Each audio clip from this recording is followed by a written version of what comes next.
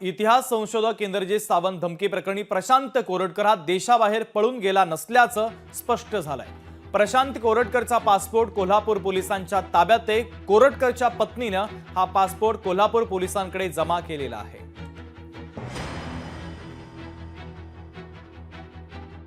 Police यंत्रणेचं काम करताय। कधी कधी एखादी गोष्ट पकडण्याच्या करता वेळ लागतो, परंतु ते मुद्दाम कुणी प्रयत्न करता अशाचा भाग नाही।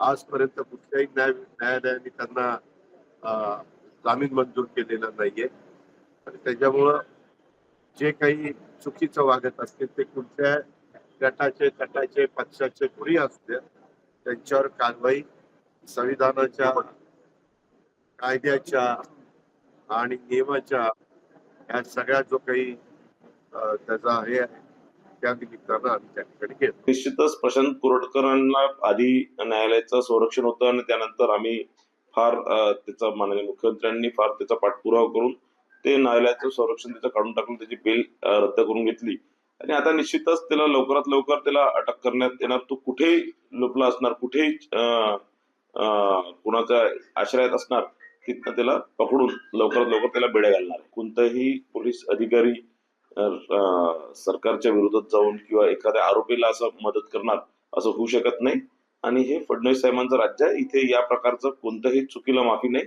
आणि 100% आपल्याला सांगतो आणि दाव्याने सांगतो की पुढच्या 2-4 दिवसात प्रशांत कोरटकरच्या हातात बेड्या राहतील। लोकशाही मराठी ऐका, पहा, जागरूक रहा।